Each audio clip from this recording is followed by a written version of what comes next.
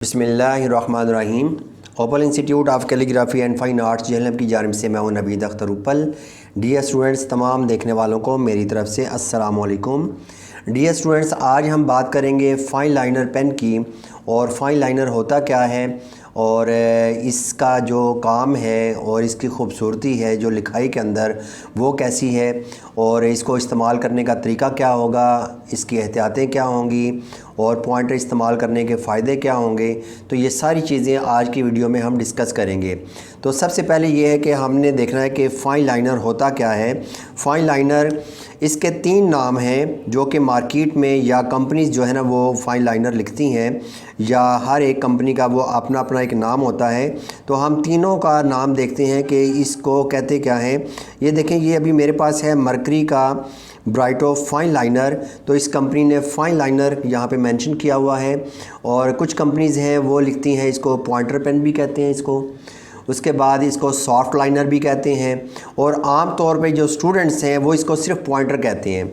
और मार्केट में अगर आप लेने के लिए जाते हैं तो आप अगर उनको कहते हैं कि आप फाइन लाइनर चाहिए, तो बहुत जो बड़ी दुकानें हैं, बड़ी स्टेशनरी शॉप्स हैं, वहाँ से तो उनको तो पता चल जाएगा कि फ़ाइन लाइनर किसे कहते हैं, ठीक है। लेकिन यह कि आम जो छोटी मोटी जो दुकानें हैं गली मोहल्ले में, तो उनको सिर्फ पॉइंटर के नाम से पता है।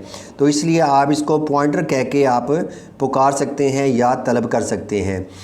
अब मुझे जो मार्केट में फ़ाइन लाइनर मैंने बहुत सारे इस्तेमाल किए हैं, ये मैंने लास्ट टाइम पे एक वीडियो भी अपलोड की थी, उसमें देखें कि मैंने यहाँ पे एक फ़ाइन लाइनर यूज़ किया हुआ है, ठीक है। ये किसी और कंपनी का है, और इसमें देखें कि कहीं पे ये डार्क है, कहीं पे लाइट है, और इसकी लिखाई जो है ना वो कहीं से बारीक है, कहीं से मोटी है। तो उसके बाद ये एक फ़ाइन लाइनर मैंने यूज़ किया है, ठीक है। और रिसेंटली ये किसी एक कंपनी का है, और इसमें देखें कि इसकी लिखाई बहुत बारीक है। उसके बाद एक और मैंने कंपनी का ये यूज़ किया है फ़ाइन लाइनर, तो उसके अंदर भी देखें कि ये कहीं से मोटा है, कहीं से बारीक है, और इसका ये है कि इसकी जो निब है वो आगे से घिस गई हुई है, ठीक है। तो इस वजह से इसकी लिखाई में फ़र्क आ रहा है। और उसके बाद यहाँ पे मैंने एक बॉल पेन से भी लिखा हुआ है कुछ, और बॉल पेन की लिखाई जो है ना वो भी मुझे कुछ अच्छी नहीं लगती, इसलिए कि आम जो बॉल पेन आप यूज़ करते हैं 5 रुपए की या 7 रुपए की, जो बहुत ही सस्ती है, तो उसकी लिखाई में ये होता है कि शुरू में बॉल पेन सही तरीके से चलती नहीं है, जब चलना शुरू होती है उसके बाद वो सही छोड़ना शुरू हो जाती है, डॉट्स पड़ते हैं, ठीक है। तो अब ये है कि मैंने मार्केट में काफ़ी सारे जो फ़ाइन लाइनर्स जो है ना वो चेक किए, तो मुझे एक ये फ़ाइन लाइनर जो है ना मिला है, जिसमें मुझे बहुत ही खूबसूरत लगा। ये बाहर से भी खूबसूरत है, लेकिन इसकी जो परफॉर्मेंस है, मेन चीज़ तो वो होती है, लेकिन बाहर से इसकी जो लुक है वो भी काउंट करती है, क्योंकि हाथ में अगर आपने अच्छी चीज़ पकड़ी हुई है तो आपको अच्छा लगेगा। तो अब हम देखते हैं कि ये ब्राइटो का जो फ़ाइन लाइनर है ये मुझे क्यों अच्छा लगा, तो इसके बारे में हम कुछ चीज़ें जो है ना वो डिस्कस करते हैं। तो सबसे पहले देखें कि अभी मैंने यहाँ पे मैं दोनों को रखता हूँ। अभी देखें कि ये मैंने लास्ट टाइम एक वीडियो अपलोड की थी, उर्दू लिखना पढ़ना सीखे के अंदर, ये एक हमारी प्लेलिस्ट है, उसके अंदर हमने ये लिखा था वक़्त के ऊपर, और उसी की आगे जो है ना ये सीरीज़ जो है ना वो चल रही है। तो ये जो मैंने लिखा है, ये लिखा है मैंने इसके ब्राइटो जो फ़ाइन लाइनर है इसके साथ मैंने इसको लिखा है। अब देखें कि आप दोनों की लिखाई में आप फ़र्क वाज़े तौर पे देख सकते हैं कि इसकी जो लिखाई है इसमें बहुत सारी चीज़ें जो है ना मुझे देखने में नज़र आती हैं कि इसमें ख़ूबसूरती क्यों है। सबसे पहले अगर हम बात करते हैं तो इसका जो बाहर से लुक है ये बड़ी अच्छी है। ये ब्लैक कलर है, यहाँ पे ब्लू कलर है, और इसका जो कलर है ये इस तरह नहीं है कि जैसे एक मार्केट में बहुत सारे फ़ाइन लाइनर हैं उनका कलर होता है। ये देखें, जिस तरह ये एक पॉइंटर है या फ़ाइन लाइनर है, इसका वाइट कलर है, तो ये बड़ी जल्दी गंदा हो जाता है, ठीक है। तो देखने में भी अच्छा नहीं लगता, क्यों, ऐसा ही है ना। और इसको हाथ में भी पकड़ने में भी दिल नहीं करता, क्योंकि गंदी चीज़ किसका दिल करता है कि हाथ में पकड़े, और अच्छा भी नहीं लगता। तो अब है कि इसके अंदर अब देखें कि एक तो मैंने कलर को चूज़ किया और कलर मुझे बड़ा अच्छा लगा, ब्लैक कलर। और दूसरी बात यह है कि इसकी जो ग्रिप है, ग्रिप बड़ी प्यारी है, क्योंकि अक्सर स्टूडेंट्स को देखा है कि हाथों में पसीना आता है, ऐसी बात है ना, हाथों में पसीना आता है, जिसकी वजह से जब वो पेन को पकड़ते हैं, लिखते हैं, तो यहाँ पे उनका हाथ स्लिप होता है, जब स्लिप होता है तो वो लिख नहीं पाते सही तरीके से। वो उन्होंने साथ टिश्यू रखा होता है, बार बार उसको साफ़ करते हैं। लेकिन इस फाइन लाइनर में खूबी मैंने ये देखी है कि इन्होंने देखें यहाँ पे ग्रिप बनाई हुई है और ग्रिप को इन्होंने रिंग्स बना के ना, ये देखें रिंग बने हुए हैं। इसको मैं साइड पे करता हूँ और इसको मैं वाज़े तौर पे बताता हूँ कि इसकी जो ग्रिप है यहाँ पर रिंग्स बने हुए हैं। जब आप इसको हाथ में पकड़ते हैं, लिखते हैं तो हाथ फिसलेगा नहीं, चाहे हाथों में पसीना आया है, चाहे हाथ गीले हैं, तो ये अच्छा जो है ना, इसकी ग्रिप अच्छी है। दूसरी बात ये है कि इसको अगर आप इसकी जो टिप देखें तो इसकी जो आगे टिप है वो इतनी सॉफ्ट बनाई गई है, एक तो काफ़ी सारी बाहर है, ठीक है। और दूसरी बात यह है कि इसको मैंने काफ़ी इस्तेमाल करके भी देखा है कि इसकी जो टिप है ना आगे से वो खुलती नहीं है। बहुत सारे पॉइंटर्स को मैंने देखा है कि उनकी टिप जो ना आगे से खुल जाती है। जैसे बाल होते हैं ना, इस तरह जैसे बालों को खोल दिया जाए तो रेशे रेशे होते हैं, ठीक है ना, लिखने में वो फिर गंदी राइटिंग होती है। तो आप ये देखें कि इसकी जो आगे टिप है ये खुलती नहीं है, ठीक है, बहुत अच्छी बनी हुई है। और इसकी जो टिप की राइटिंग है या इसका जो साइज़ है, ये देखें इसका जो साइज़ इन्होंने लिखा हुआ है। आप देखें कि मैंने एक को चेक किया, उसके बाद फिर मैंने 2 डब्बियाँ मंगवा ली हैं, एक है ब्लू कलर की और एक है ब्लैक कलर की। तो इसके ऊपर देखें कि लिखा हुआ है 0.3। ये 0.3 क्या है, ये इस जो टिप की मोटाई होती है वो लिखी हुई है 0.3 mm, तो इसकी मोटाई होती है। अब देखें कि इसकी मोटाई लिखाई के अंदर, अब स्टूडेंट से अगर मैं इसको देखता हूं कि इसकी जो आगे निब है या टिप है, मोटाई है, ठीक है, वो एक जैसी रहती है। देखें जैसे भी आप इसको यूज़ करें। और इसको चेक करने का पता क्या तरीका है कि आप ऐसे रिंग बनाएं, किसी भी एंगल से इसको पकड़ें, चाहे ऐसे पकड़ें चाहे ऐसे पकड़ें। फाउंटेन पेन में तो होता है ना कि एक साइड से पकड़ना होता है क्योंकि वो निब यूज़ करनी होती है, लेकिन इसको किसी भी तरीके से आप यूज़ करेंगे, ये देखें एक जैसी मोटाई आ रही है। ऐसा नहीं है कहीं से बारीक है कहीं से मोटा है। अगर आप इसको जिग जैग ऊपर नीचे इस तरह बनाते हैं फिर भी देखें एक जैसी लाइन आ रही है। अगर आप जिग जैग इस तरह बनाते हैं ऊपर से नीचे फिर भी ठीक ये बना रही है, यानी कि इसकी जो लाइन की मोटाई है वो एक जैसी है।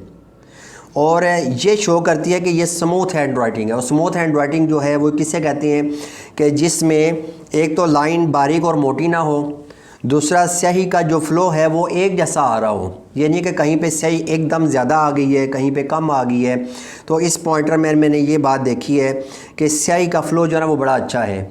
और कई दफ़ा होता है कि स्याही जो है अगर शुरू में आप लिखते हैं तो वो डॉट्स बनाता है, लेकिन ये है कि जब भी इसको मैंने स्टार्ट किया है तो शुरू में डॉट नहीं बन रही, एक जैसा लिख रही है।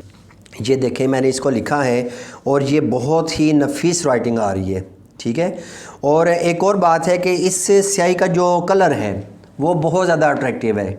ये नहीं है कि नेवी ब्लू सा है या ऐसा कलर नहीं है कि जो आपको अच्छा ना लगे, ठीक है। ये थोड़ा सा स्काई ब्लू है और इसका कलर बहुत ही अच्छा है। और बाकी ये है कि इसका मैं आपको लिंक भी बता दूंगा कि ये कहाँ से आपको मिलेगा, क्योंकि बहुत सारे स्टूडेंट्स मुझे कमेंट करके पूछते हैं कि सर आप चीज़ तो बता देते हैं लेकिन वो मिलती नहीं है, ठीक है। तो वो मैं आपको ये भी बता दूंगा कि आपको ये कहाँ से मिलेगी।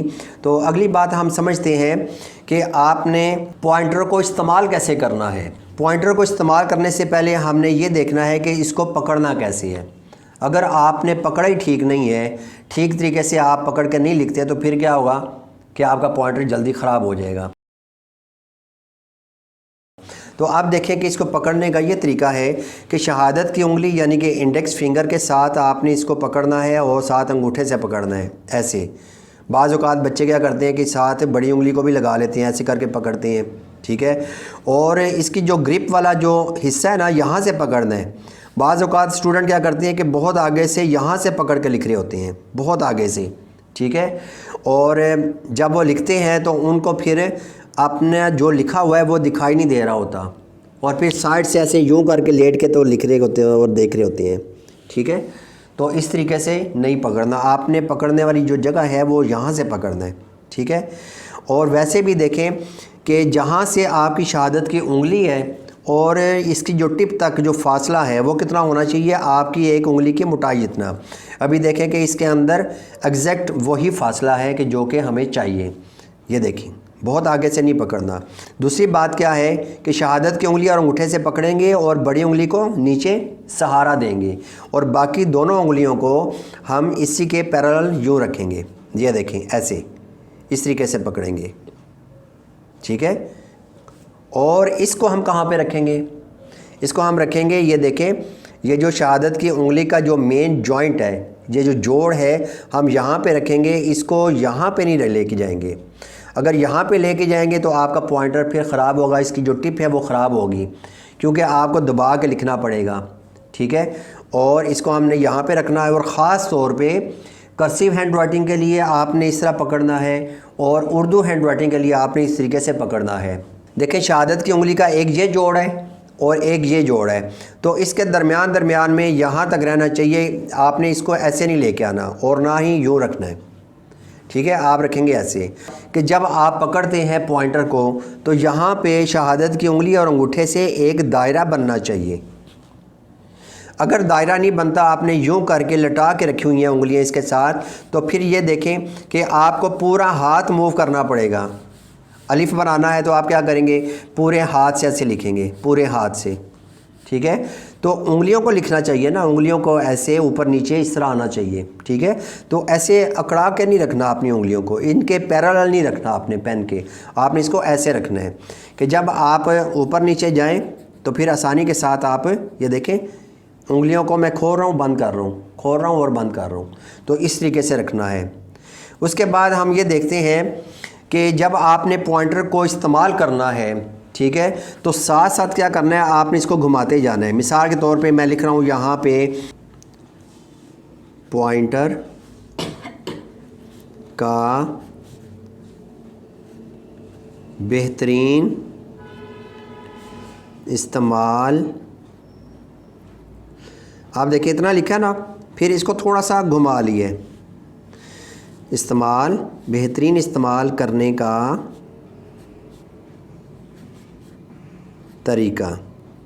जब आप एक लाइन से दूसरी लाइन पे जाएं फिर इसको थोड़ा सा घुमा लें, तो इस तरह क्या होगा कि इसकी जो टिप है वो हर तरफ से इस्तेमाल हो रही है और एक जैसा फ़्लो बनेगा।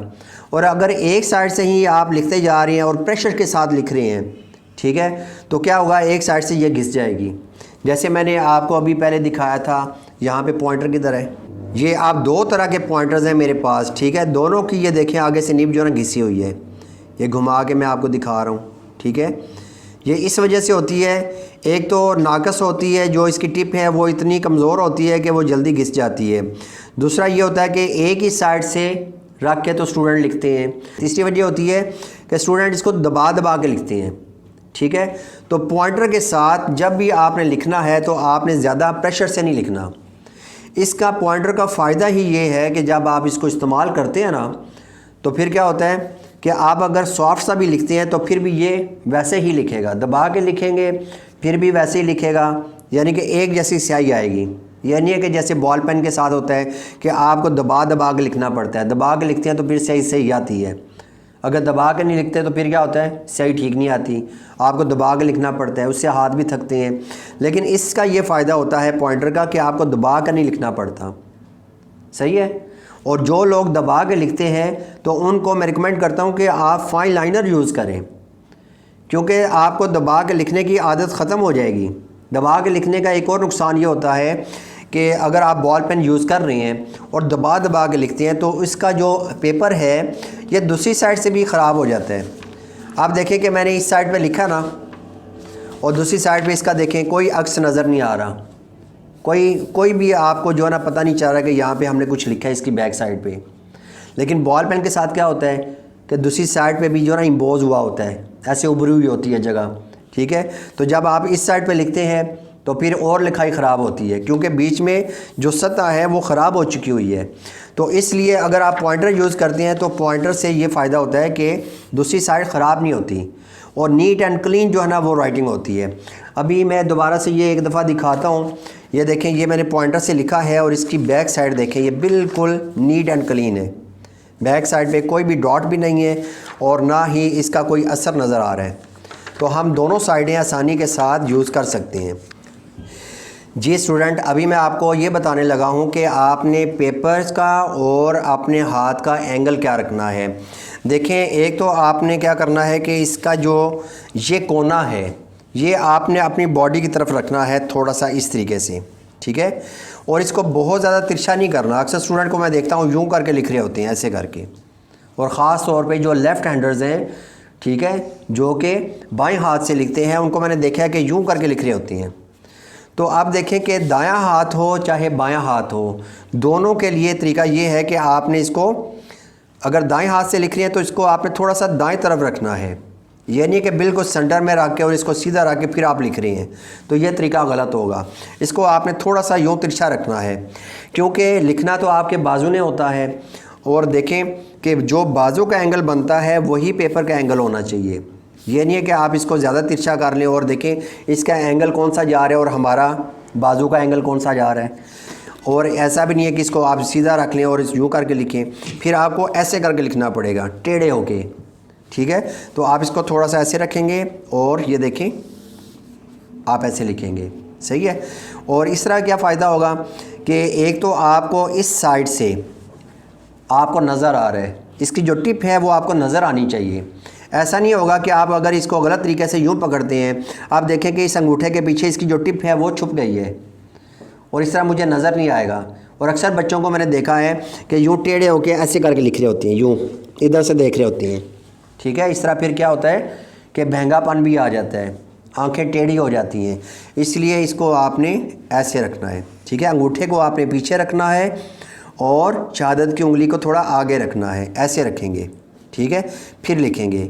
और जो तरीका मैंने बताया है पेंसिल पकड़ने का, पॉइंटर पकड़ने का, वही आपने फॉलो करना है, ठीक है। फिर यह है कि आपकी राइटिंग अच्छी होगी।